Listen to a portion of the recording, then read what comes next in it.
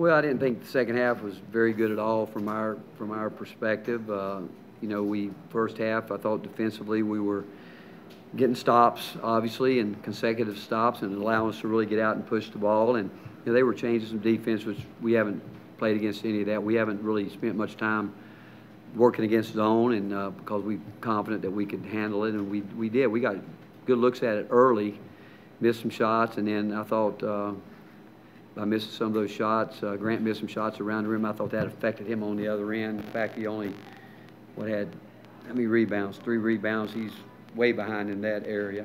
In the second half, I just thought we got careless, sloppy with the ball, throwing the ball away, and so we've got to be a lot better, which we know that. But it's good to get against outside competition. But it's kind of sort of what happened in our scrimmage with Davidson too. A good first half and just an okay second half. Corey and then Rob. Coach, you guys prided yourself on the defensive side of the ball last year. You held them to 34% shooting and forced 25 turnovers. What did you see on your the side of the ball that allowed your team to be so successful, and what areas do you think you need to work on? Well, we got to forward? guard the ball better in the second half. They were driving the ball hard at us, and we got to do a better job there. I still think we've got to get more consistent rebounding from guys on our team.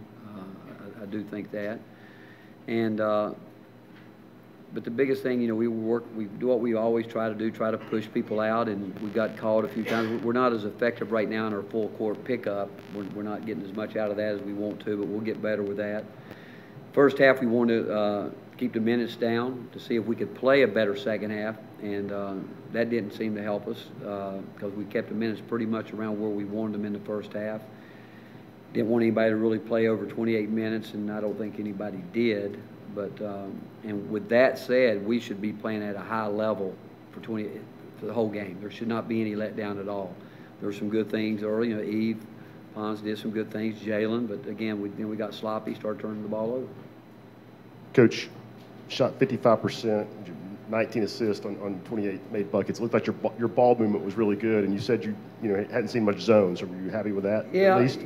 Yeah, Rob, it was good. You know, and you know the way we play. We're going to move the ball. We play off, you know, moving the ball, catching it, and being ready to score the ball. But we're throwing passes when we have guys, especially inside, fighting for position, and we're passing the ball away from them. Like they can't release and go get it. Where we should be making one more pass. I thought we moved the ball pretty good, and actually turned down a couple shots that turned into some turnovers that we should have taken, but. Yeah, you know, we want to move it. We want to assist on most of our baskets, and there were some good things. But like I said, the consistency from the first half to the second half defensively was my biggest concern and my problem with our team right now.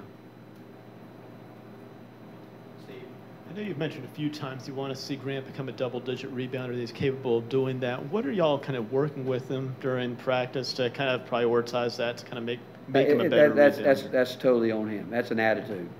He's either going to think about I got to score, or I'm going to do both and do what he needs to do. And the fact is, he's not making the effort to get to the boards. I mean, there's no way he should have 3 rebounds in a game like this.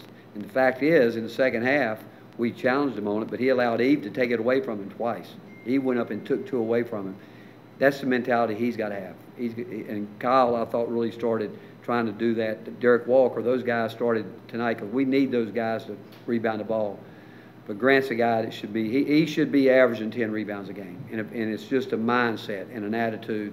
He's got to understand that's probably the biggest statistic he's going to be judged by in terms of can he rebound at his height at that position. And last year, and that's what we talked about to him in the whole off season.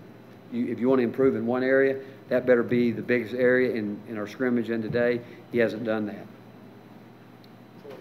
Kind of a follow-up to that. About 90 seconds into the second half, you pulled Grant, and I'm just curious. You guys seem to have a little discussion there as he came off. I'm just curious if you remember specifically what his offense was in that instance. You know, he got blown by, and after the game, I'm talking to them the way I'm talking to you, and Admiral was the guy that said it. He pointed to himself and Grant and said, that's on us. We can't come out and not have that kind of attitude, that kind of deal. But he got beat. Very first play of the game, he got blown by, and he did play more minutes. But again, with a 15-minute rest, he ought to be able to go out in the first possession. You just simply can't get blown by like that.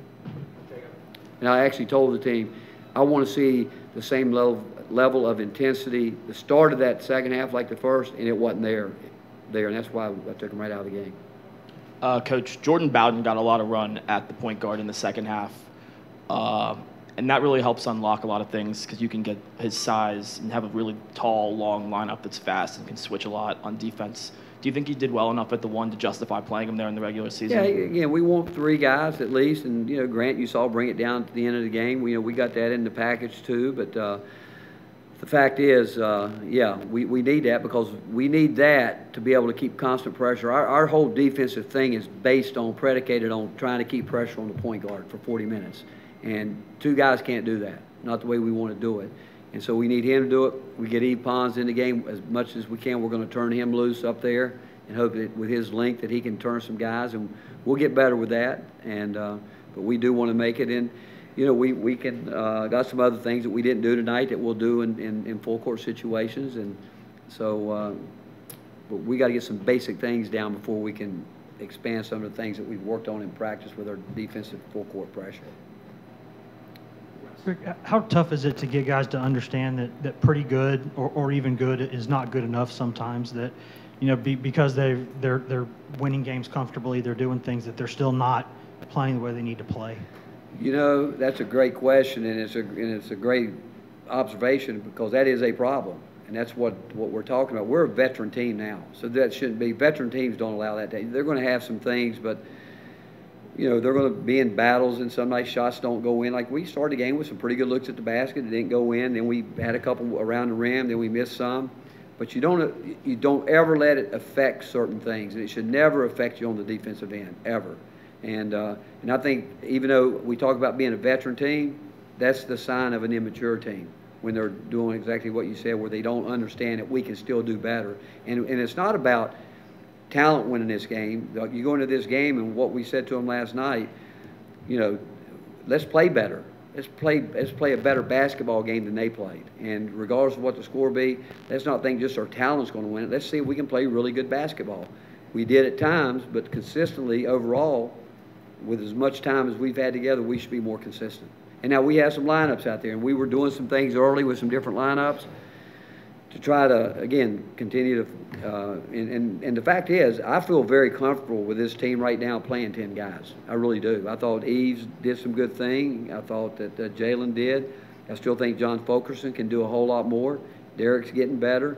But you're still going to go back to your frontline guys. You look where in Grant in 24 minutes has 3 rebounds. Kyle in 19 has 7, and he did block 3 shots. And what Admiral had in 26 minutes, he had 9 points and 4 rebounds. But I do think Admiral was really trying to work defensively on the perimeter, and that's where he's really tried to get better with that.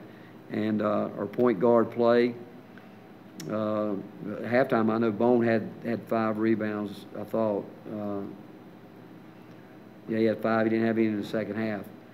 But, I mean, we could sit here and pick it apart, which we'll do with them. But the biggest disappointment is we just didn't, you give up 14 points in the first half and 34 in the second half. That's what we wanted to see if we could sustain it, and we didn't do that. Rick, you referenced Eve there. How much different is his game now that he can kind of take those jump shots consistently and knock them down? Well, he's got a really good routine at the foul line. Make one, bank one, make one, bank one. That's, we've worked on that, But Derek's gotten better. Oh, you said Eve? Oh, he said Eve. I'm sorry. I thought you said Derek. Eve, he can do that. And he, I thought, where did he? Let's go to Eve's line tonight. Let's see what he did.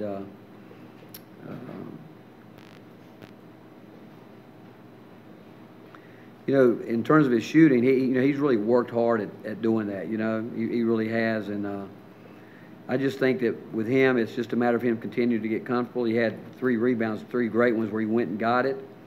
But again, he's a guy that we're counting on him. He's the one guy that we know can guard all 5 positions, and he just needs to continue to get comfortable with it. And he took a tough shot when he didn't have to. He looked up and shot clock. We should never get that low in the shot clock with what we do, the way we practice. We should never get that low, and it goes back to just not putting the ball where it needs to be. But I think he's been better this past week. He went through a stretch about 2 weeks ago where he was really out of it, not playing very well, but the last week he seemed to have turned it around, and I thought tonight his threes were the kind of threes we want him to take.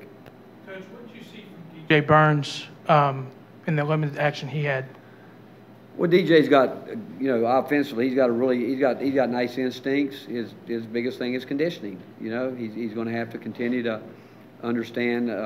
He turned it over twice, which is, I guess, expected with his first game actually in front of people here.